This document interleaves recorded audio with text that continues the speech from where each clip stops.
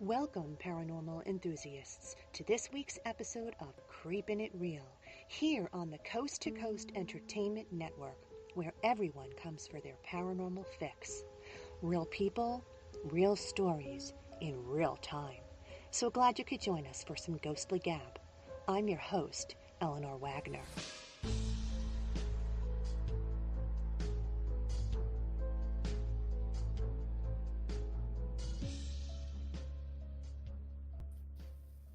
Hi, all. As always, I appreciate you hitting the subscribe tab, follow button, or show app on your podcast of choice. Everybody give a hello shout out to our Coast to Coast techie, Chris B. Bacon. He'll be working hard tonight to help us run smoothly. Tonight's guests are part of a team of investigators from Canada. Eternally the skeptic, this one member's viewpoint changed after he purchased his current home and found it to be paranormally active. Its other member is a medium animal communicator connecting with dead and animals in order to aid, heal, and get to the bottom of any situation. Join me in welcoming Canadian paranormals Glenn Laycock and Angel Morgan. Hello. Hi, Hi. welcome to you both. Thank you for the invitation. Yeah, this is exciting. So, Glenn, as I understand it, all your clients are from private residential investigations? We tend to stick to that. I guess the main reason is because of what happened to me with buying this house and having experiences. I realized I had no one to turn to for help. So I know what it's like to be that person with having no one to reach out to. So that's where we wanted to concentrate on. I mean, we will go into a location that's more of a public location, but we tend to kind of lean towards residential, just to sort of help people and to let people know that they're not crazy, for lack of a better way. Right. So that's sort of where we go with it. Yes. Well, that's kind of like what happened with my books too. When I was writing the books and people found out I was writing about local haunts in the community that I lived in, they started reaching out to me saying, "Can you bring your paranormal team to my home? I have stuff going on and I don't know what to do." And actually, at that point, I didn't have a paranormal team, so I was like, "Okay, I better get one together." So I had interviewed so many different people. I thought, "Okay, well, let me reach out to these people who are very gifted, who might want to be a part of a team doing the same thing, helping spirit to get their message through, possibly helping them to move on and helping these people live with spirit who doesn't want to." And do you guys have a medium on the team as well? We do. We actually have Okay. several. Actually, one, Art Peterson, he's been doing it for like 40 years. Oh, a guy. Oh, that's awesome. How I unusual. can sense spirit, but I'm not nearly as gifted as some of the members of my team. And we're all a bunch of old people too. The youngest, I think, is 36. We're all near retirement age. But hey, we still got what we got, right? So Well, we find that the tech part of things and the mediumship, they kind of complement each other. They work so well together. absolutely. And so, I mean, some teams are all tech, some teams are all medium. We love the blend of the two different styles. Yeah. The same with our team. I feel like we all have a piece of the puzzle that fits, and whenever Right. whoever comes in with the equipment, who has their own senses and just uses their gifts, um, all of that together, it just works. The energy is amazing how it just comes together. So I'm with you. I like the blend as well. But you said that your house was haunted, so obviously it probably still is, right, Glenn? And what's going on? Is the house old? Is it the land? No, it's not that. Well, the house was built in the I'm going to say the early 70s, Okay. late 60s. We have kind of worked it out that it is the spirit of the people that used to own the house, who the house was built for. Now, we do believe that presently there are two spirits in the house. It's a mother and her daughter that are here. I was told by a friend of ours, the Angel, our friend Diane, who owns a place called the Hedge Witch, that essentially, when we first bought the house, that we were told, yes, they're very fond of you, but they're not really keen on your wife. Oh, Which was pretty great Oh, for Randy. at the time. But we have sort of, I guess the best way to put it, we have an understanding. And, we won't push you out as long as you behave. That's sort of right. what we are with things now. And that's good. That's good that you figured it out. That's half the battle, right? Yeah. Angel, you were once a non-believer until an experience you had That's in the right. Guatemalan mountains. Can you tell us? Yeah, I was a non-believer. When I was a little girl, I actually used to have experiences, but I was told very, very specifically by my mother, you didn't see anything, you didn't hear anything, just don't talk about it. So as a child, you kind of go, okay, and you keep these things to yourself. But when I went to Guatemala through magical circumstances of their own, I was told that I was going to make a difference, especially where animal communications was concerned. And I thought this medicine man was on crack. I'm just like, okay, whatever. And I remember coming back, and actually, even before I went to Guatemala, I'd had my very first reading at the Hedge Witch, and I had gone there, and this woman named Angela Swift had told me that I was going to be doing this for a living. At that time, I owned a theater company because I was a trained actor. And I remember sitting and going, well, that was a waste of money. Like, what the hell? And I ended up in Guatemala. The medicine man had told me this, so I'd heard this twice now. I came back and I was at a facility opening with a friend. She's like, come with me. And I'm like, okay, whatever. And there were these binders there. And I thought, okay, I'll be polite. Everybody's signing a binder, so I'll sign a binder. A couple of weeks later, I get this email, and the email says, oh, don't forget you have an animal communications course. And I'm like, are you kidding me right now? And this friend called me up and she goes, are you going? And I'm like, no, there's got to be a limit somewhere. Like, no, I'm not going. And she goes, oh, yes, you are. And so she dragged me to this thing. And by the end of the weekend, it was proven to me without doubt that this animal communications thing existed, that this ghost thing existed. So within 6 weeks, I was actually working at the Hedge Witch, and that reader who told me I was going to be reading is now like a sister to me. And then years and years and years later, I met Glenn at a show that I was doing, and we hit it off. And then I think it was maybe even a few months later, he said, listen, do you want to come and do an investigation with us? And again, me being me, there's got to be a limit somewhere. So I'm like, okay, whatever. I'm bored. I'll go. So I went, and it was just freaky how I was seeing things. Like, I literally saw a spirit coming down the steps, and the SLS camera was registering exactly the same thing. And I'm like, oh my God, like I'm getting proof. I'm getting, like, here's the proof in the pudding for me. Yeah. Right. And I got hooked on paranormal work, and I thought, oh, this is amazing. And then Glenn invited me onto the team, and I just went, well, yeah, like, that's a given. So, and we've been working together ever since with Patricia and Darlene, and we've just created this incredible group of people who are so supportive, not only as a team, but as a family outside the team. And I think that's really important too. We're not just team members, we're friends, we support each other. And it's just an incredible experience. Yeah. You become family. Yeah. It's funny. We have like a little, I guess, a communication chat room that just our team talks on. Mm-hmm. And there'd be some evenings where I'm in bed and I could hear this going ding, ding, ding, ding, ding. In the next room, and it's just everybody just talking and joking out all the time. Like, we really are close friends. Yeah. Oh, that's great. And we even do team building stuff. Like, we'll hold classes with each other, because I teach a lot of clearings, protections, groundings, how to have each other's back and all that kind of stuff. And it's amazing. Like, we did, Patricia found us something called Conjure Camp last year. And Glenn, I'll let you tell her about that. Conjuring Camp. It was an opportunity to camp in the woods for 3 nights or 3 days. Oh. And there was a voodoo priest there. There was Wiccans there. There were gypsies there. And we got to take part each night in their own ceremonies and learn about their traditions and their ceremonies. And go ahead, Angel. No, go ahead.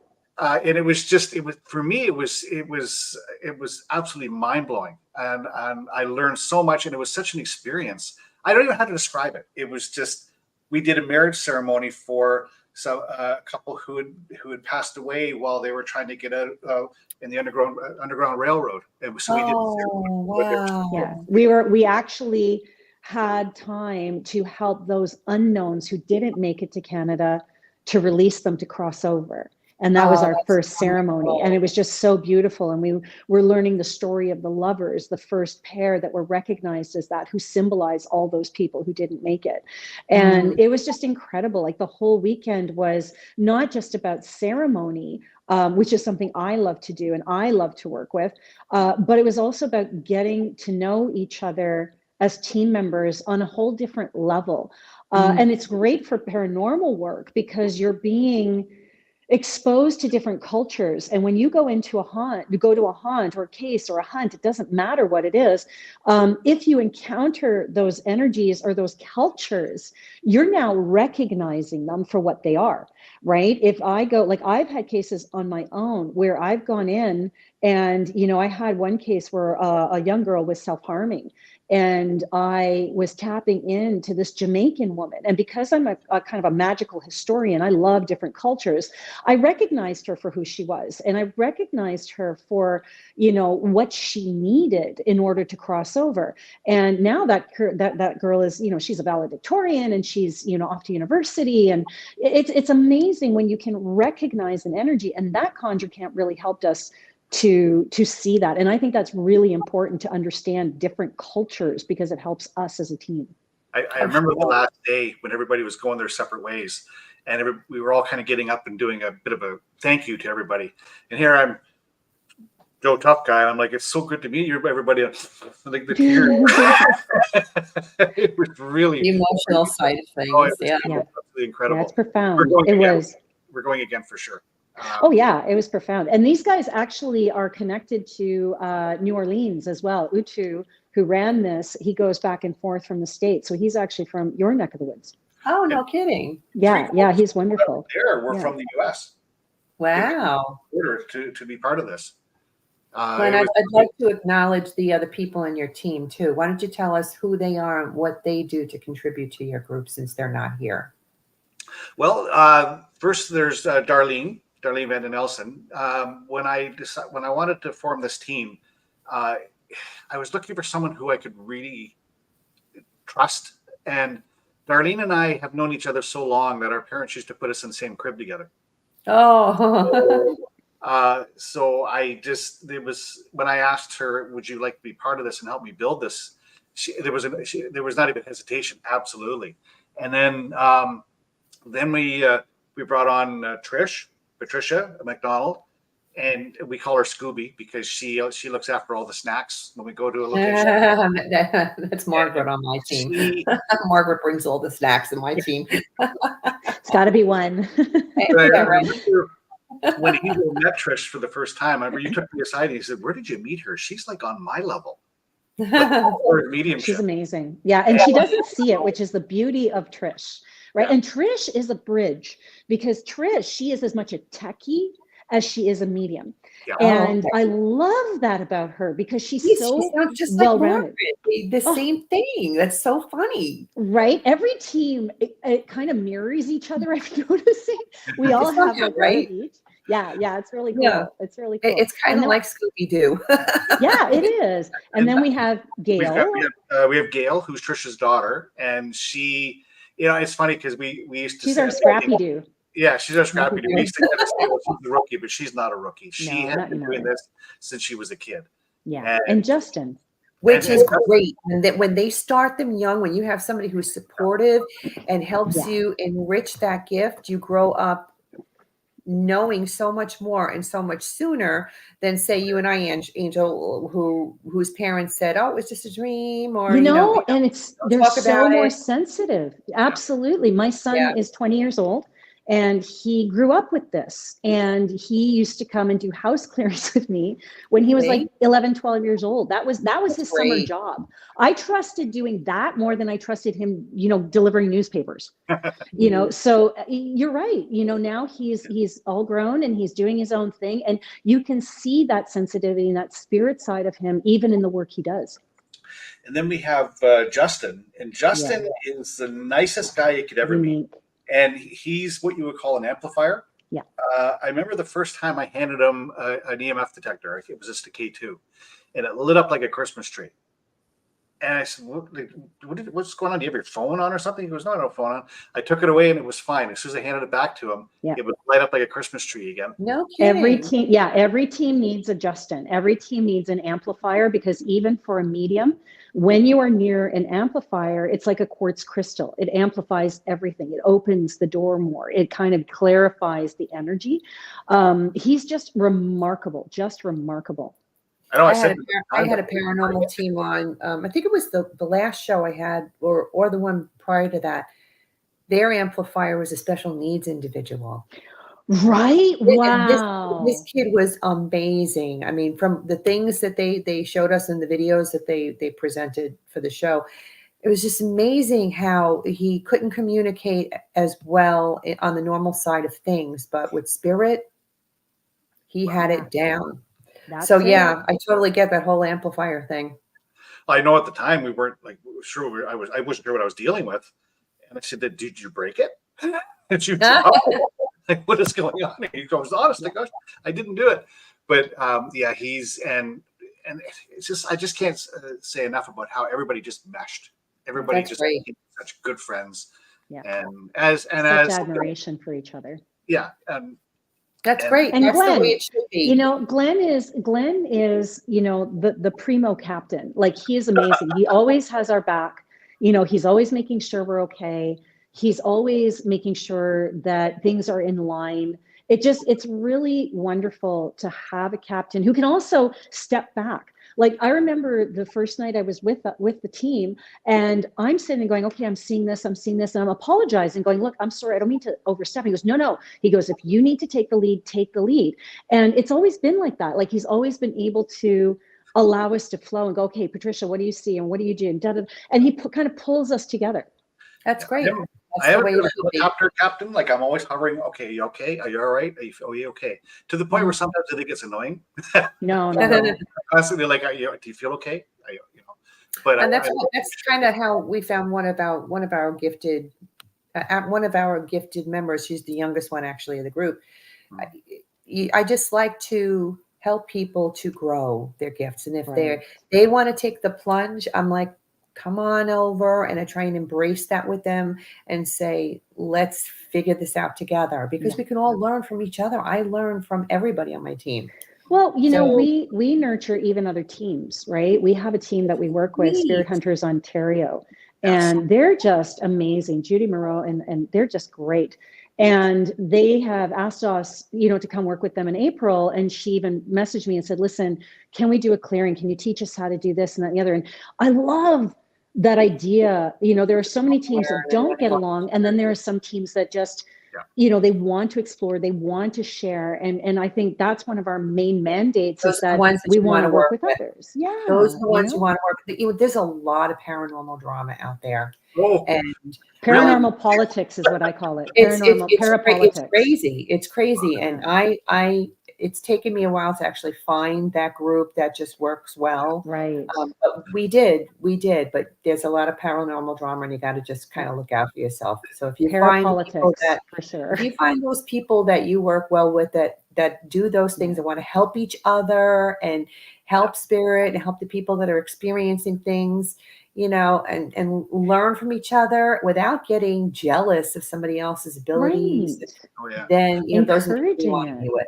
And it's not, you know, and it's not even just about the people. It's not about the people we're helping or the teams. It's about the spirits themselves, you know, and that's a big thing for me. Like when we did the Horse Palace in Canada, in Toronto, we have a place called the Exhibition Place, and it's been there forever, you know, like turn of the century. And so we have something called the Horse Palace, and this is where the soldiers in World War I and World War II would basically, there's a word for it, I can't remember, but they would leave for Europe. And so this was their last place to go before they were shipped off. And so we were privileged enough last year as a team to go and do a public walk. And we experienced some things that were just incredible. And we actually were able to do some healing work with some of the spirits there too. And being an animal communicator, for me, it wasn't just about the soldiers. Like that became such an incredible learning for me. When we walk into places like that, we think about the soldiers and we think about the boys who have gone across and the nurses and that. But we were witnessing war horses. We were witnessing dogs. We were witnessing the rats. You know, the rats had stories. And I was just like, right? Like, you don't think, I couldn't make this crap up if I tried. It's such a huge building, and the soldiers were actually sleeping in the stalls next to some of the horses that were going overseas with them. This is World War I, so there was cavalry involved. Right. And the horses, and then there was a wall that it was just found not even 10 years ago, and it was messages from the soldiers back then had messages in the bricks to their families before they went overseas. Wow. And the energy in there was just amazing. We did a walk. It was done. It was just four of us, and something ran in front of us. You remember, Angel? Both of us kind of jumped back, and something actually almost pushed us back and ran around us. Yeah. It was incredible there. I remember at one point I was talking to someone, and it was the most beautiful thing I'd ever seen. I looked down the way past the stalls, and there was this black horse, this beautiful black horse, just for a moment. And he walked out, and then he walked back. And I thought, the feeling I got in that moment was just so real. It transported me back to that day.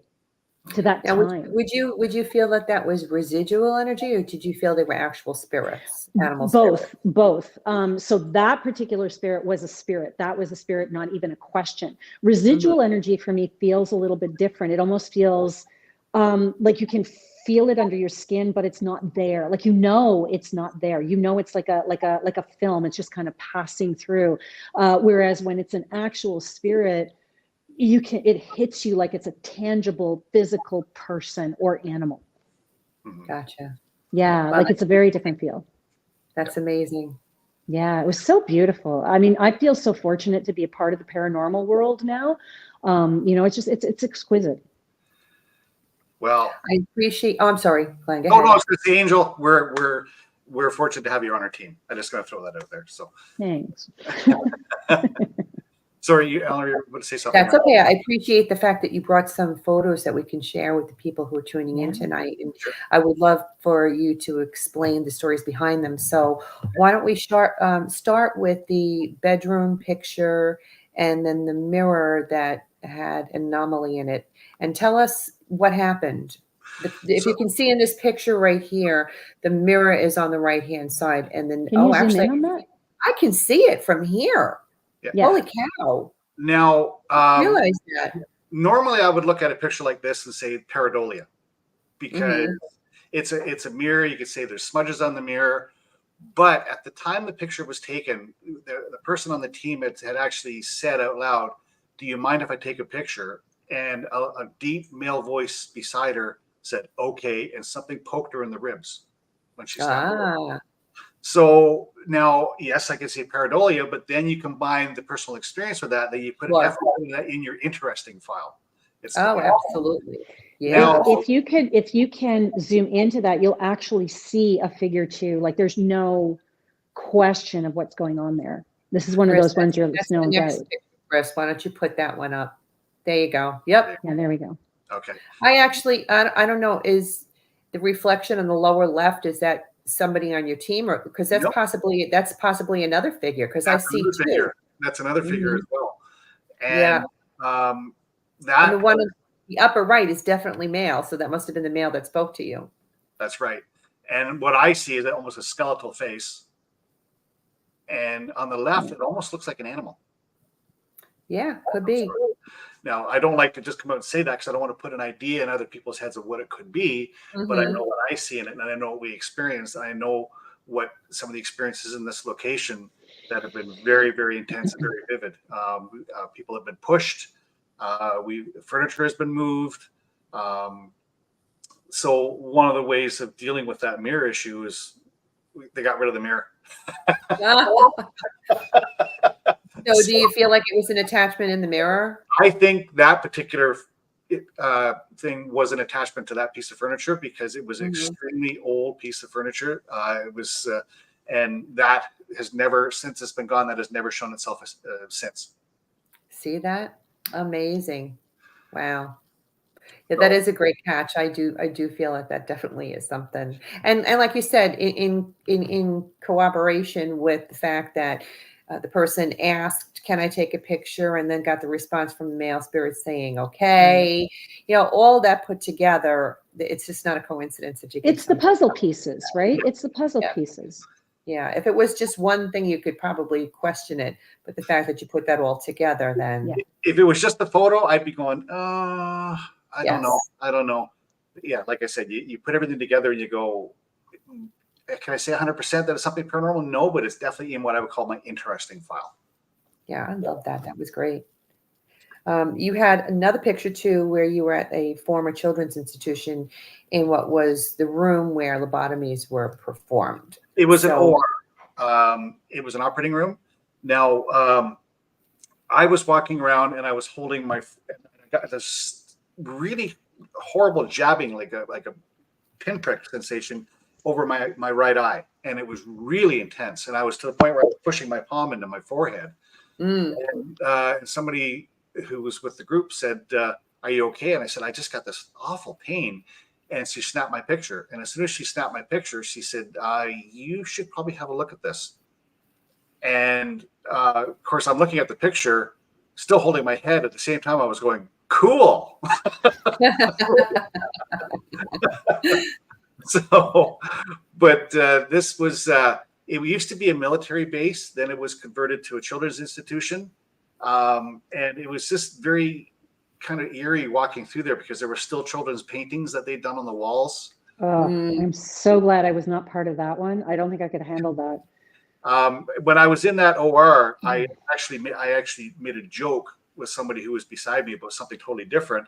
And as soon as I said it, I just felt bad. And I said out loud, "I'm sorry, you probably didn't appreciate that joke." And this voice just went, "No." And I went, "Oh, okay." So I said, "That won't happen again." And I apologize for it because I'm very big on respect. Yeah, I'm not, we don't challenge ever. I made a mistake of doing that once and I got quite a scratch from it. So I won't do that again. Yeah, no, I think it's really important to respect spirit. I mean, they were humans in life and they're humans in death, and they have feelings just like we do. And so I feel when people challenge, it's just not fair. When I see that and I hear the story that it's a children's thing, when I started my career, that was the one thing I wouldn't tap into. I have a belief system that states I don't work for spirit. Spirit doesn't work for me. We work together. And so we're able as mediums, well, everybody, because everybody is psychic. Everybody has these abilities. So anybody out there watching, if you are being inundated by these kinds of things, you have the right to say no. You have the right to set a boundary. And that's what I did at the early of my careers. Unless it's absolutely necessary for me to work on particular cases, I do not want dead children. I cannot, my heart can't handle it. 25 years later, this is my 25th anniversary, 25 years later, now I can handle it to a degree. Like there's still some things, like even when Glenn tells me about that, I'm just like, oh. Yeah, it's tough. It is. It's really tough. Yeah. I'm kind of curious what's going to happen because that location is actually being torn down now. Oh, wow. So, that's crazy. Yeah, I don't know why people didn't go in and were given the opportunity to just cleanse the area or clear the area, but it was converted from that into a paintball course. Oh, interesting. And then after, which at the time that was actually happening on the days that obviously we weren't there. And one thing that I said one time, I said out loud, I said, "I'm sure you don't appreciate all the violence of what's going on here." And again, we got the word no. So they didn't really understand what was going on. No, probably not. And I was actually quite new in it. So that was one of my first real heavy locations as well. So that was when I was still a rook. That's a shame that they're taking it down, though. Yeah. And then you just never know what's going to happen after with whatever it is that goes up there. Yeah, you what's know? going to happen with what's going to be built in its place? People going to have problems in their homes, or Oh, absolutely. Without a doubt. Yeah. Without a doubt. Yeah. That's the part we worry about, right? Yeah. And it's the first time I've ever finished an investigation coming home completely multicolored, because it was a paintball course. So there was paint dye everywhere you brushed. You were getting like blue and red, and I was completely covered. Like, I remember at one point I came out and I guess I touched a wall and I had like blue streaks across my forehead because I went like this. It was a mess, but it was an interesting location. They still had the sterilizing units for the surgical utensils in the OR. Oh, Did they really? Oh, that's creepy. Yeah, it was that's like, no. just No. So happy I wasn't on that case. So happy I wasn't on that case. Well, and that's again why I don't like that. That's a term. Okay, people might not like what I'm going to say here. There's ghost hunting and there's paranormal investigation. Big difference. That was ghost hunting. That was a place where teams go on a regular basis, and if there is such a thing as a trapped or tormented spirit, I don't know if I like the idea of being one of the hundreds of people that are there every year poking it with a stick, going, "Are you there? Can you talk to me? Are you there?" I don't think that's something I'm not comfortable with. That's another reason why we try to stick to more of a private residential thing, because if you go to a location and there's been 1,000 people a year going into this location, is it an investigation anymore? Not really.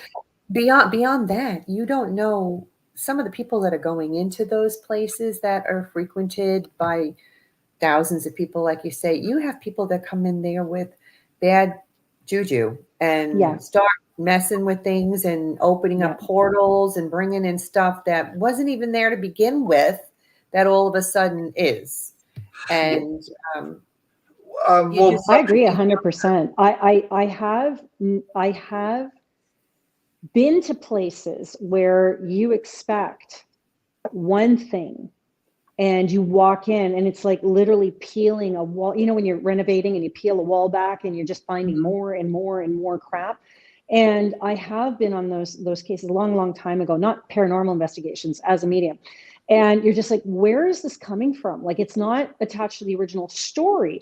And then you find out that somebody has maybe played with a Ouija board, or, you know, somebody has done something. And you're like, okay, so I'm working with 3 different cases on one night because somebody did something stupid or did something unknowingly. Sometimes it's like you get back to the paranormal, you get paranormal teams who walk in, don't even know what they're doing and don't even understand that they are doing that. Right.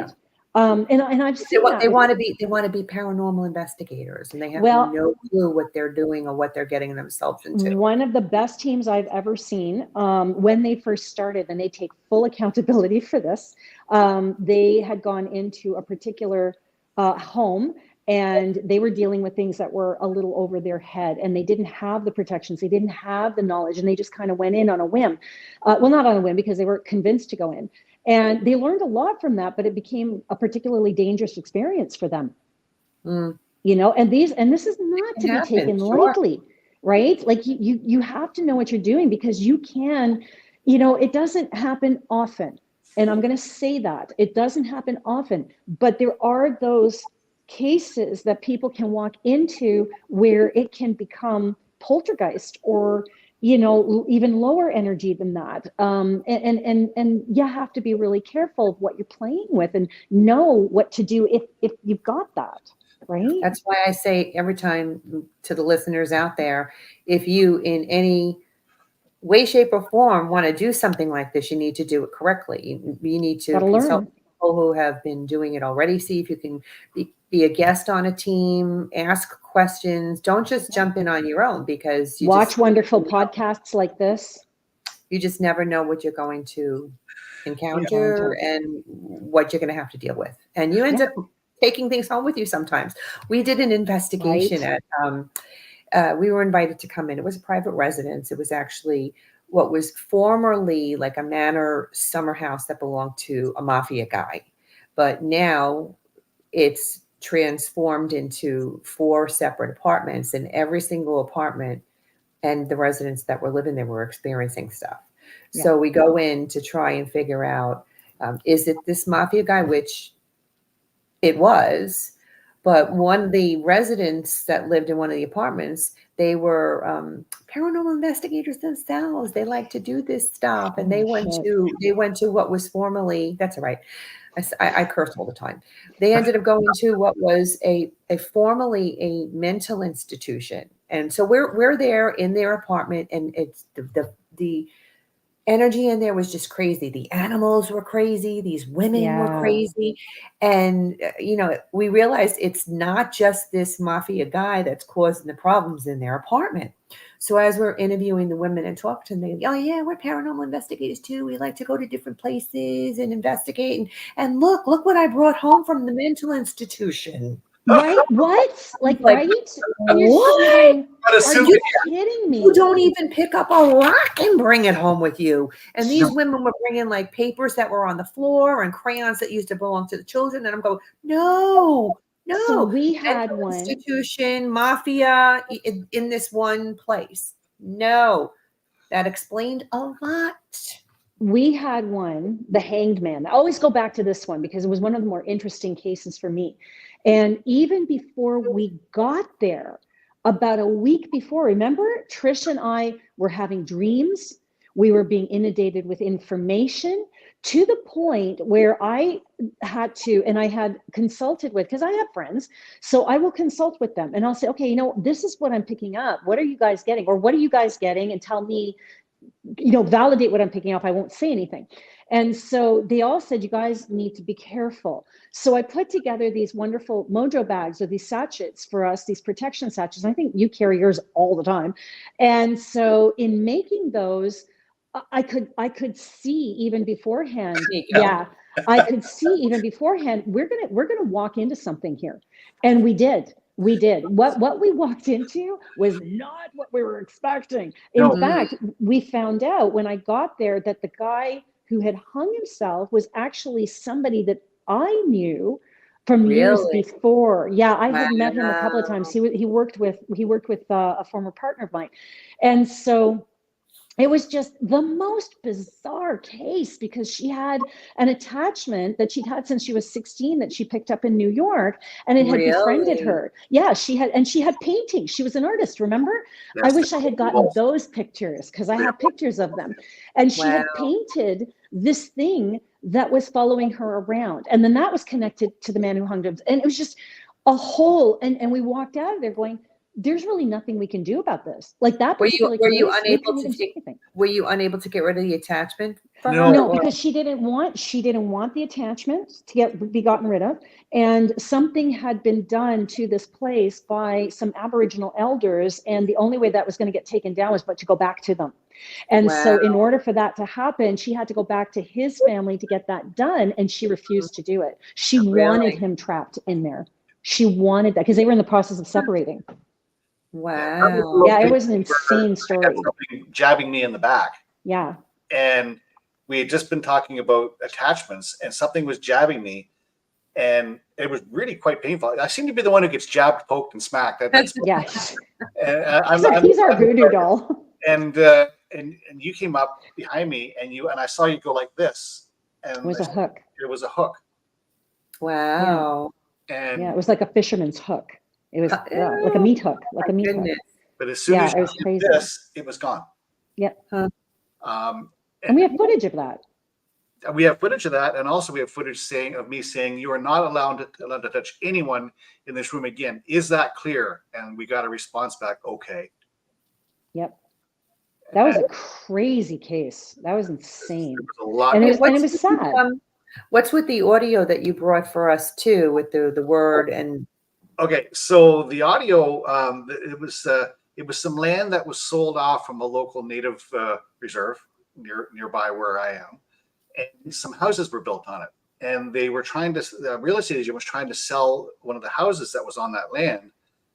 And every time they would have people, they would go do a showing. The agent would walk in with people, and people would just go, no, and they would just leave. They were creeped out by the place.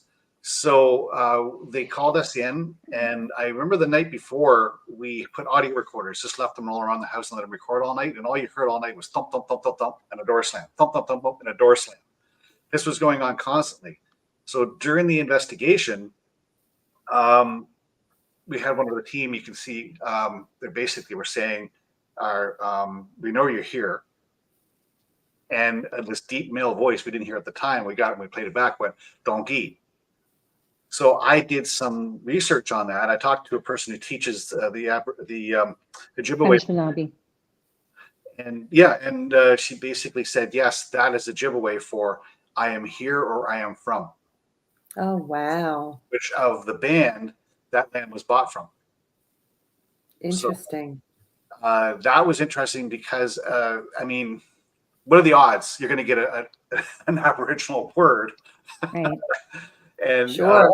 That was an interesting place. And then we did a clearing. And I think about a week after the clearing, the house sold. They had somebody come in and they loved the place and everything was fine. So that worked out well. It worked out well. But would it be all right if I had Chris run that audio so we can listen to it? Absolutely. You go right ahead. Great. All right, Chris, why don't you do that for us? It might take a minute or two, but I know you're curious.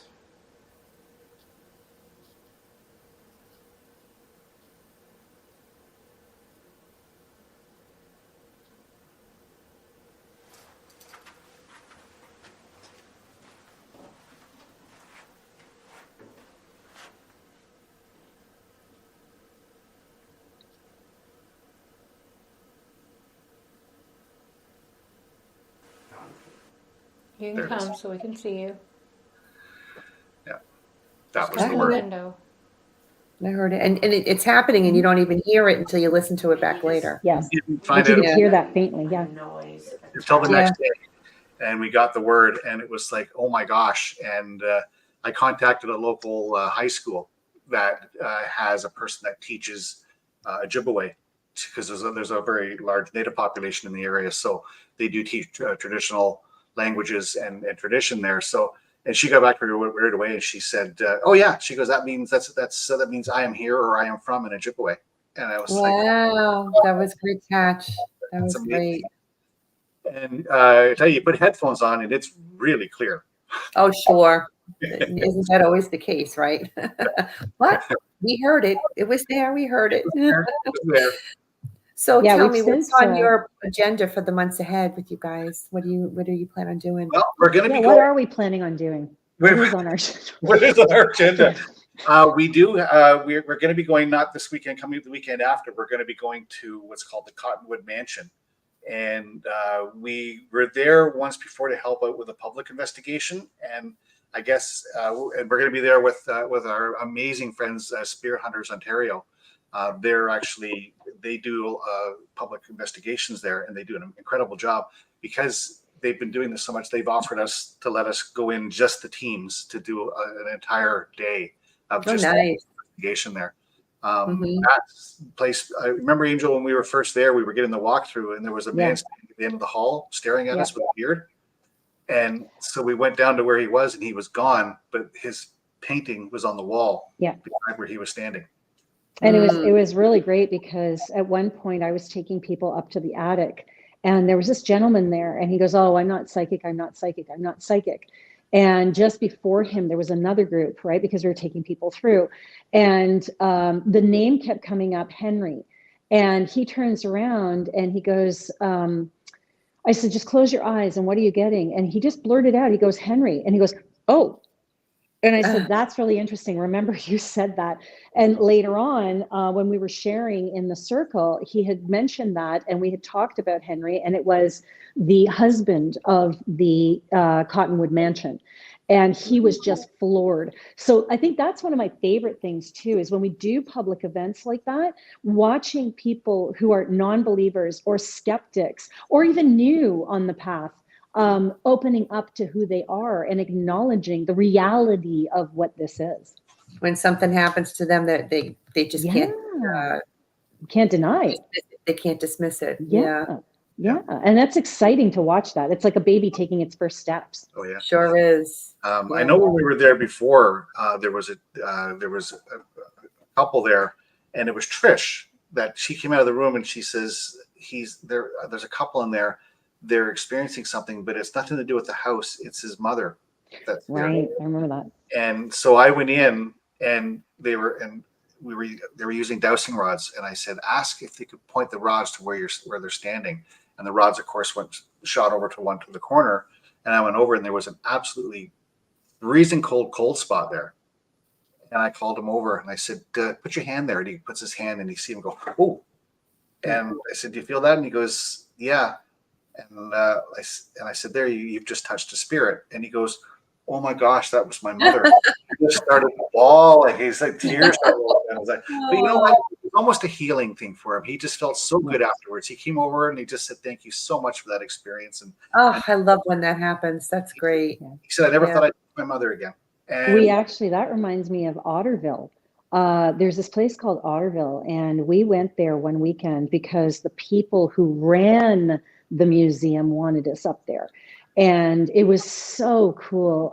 They had this place called the Black Cemetery where the free slaves were buried, right? So I remember walking in and I could feel where the church was. And she goes, "Yeah, that's where they had built the church," and that kind of thing. She goes, "But we want you here for a very specific reason." And one of my traditions is always to put pennies at the threshold, because that is an offering, to say, "Hey, listen, can I come in?" And then you wait for the response, whatever that might be. And we were welcomed in quite effortlessly. And they said, we want to know exactly what's going on in this corner. And I said, "Well, there's a male and a female here that were buried, and da da da da da." And I gave them the backstory. They already knew it was a male and a female, and it was exactly where I had mentioned it. But the backstory was what they needed. And they're like, "Okay, we had a feeling, but we couldn't prove it. Like, we have no documentation. We just have stories."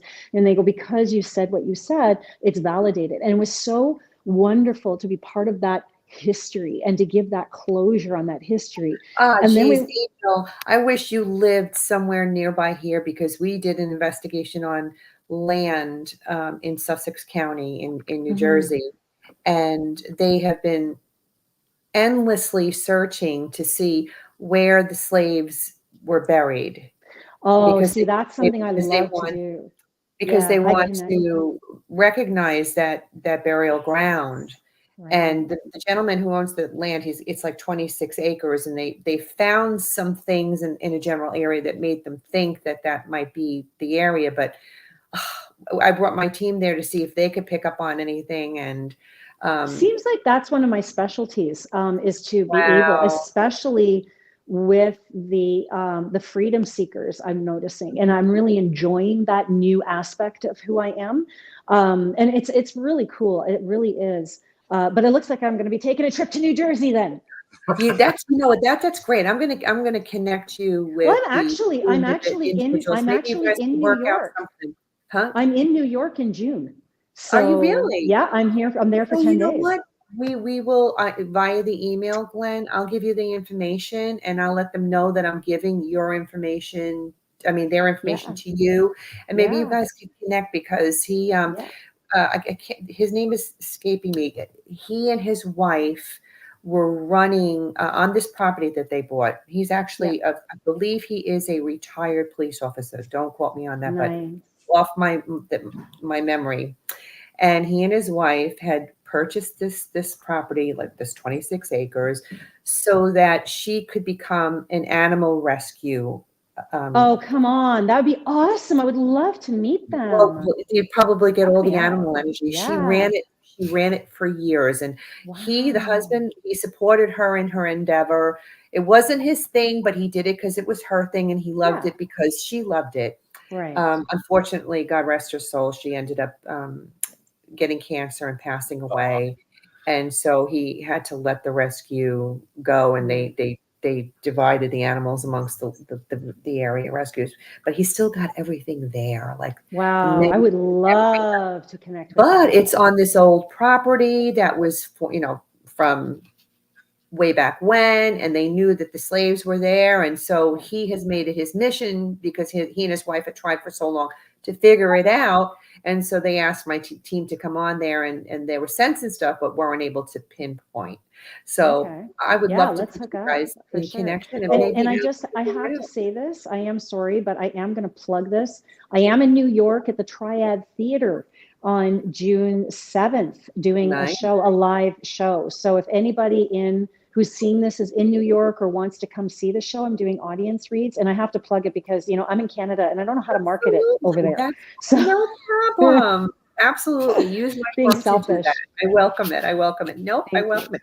And I want you each to take a moment to let everybody know where they can find stuff about you. So, your websites, what social media platforms you're on. Please, Glenn, you start. Let me do it first, because we want to end with Canadian Paranormal, because you guys are that's the important one. Okay. If anybody wants to find me and more about the tickets in New York and at the Catskills, I'm doing a show in the Catskills as well on the 2nd. So if you want to know more about me, I'm at raisingenergy.com and Instagram at Raising Energy as well, and Facebook at Raising Energy. That's where you can find me, Raising Energy. Can they get your books there too, Angel? Everything is on raisingenergy.com. Wonderful. Yeah. Glenn? And our website is CanadianParanormalInvestigations.com or CanadianParanormalInvestigations.ca.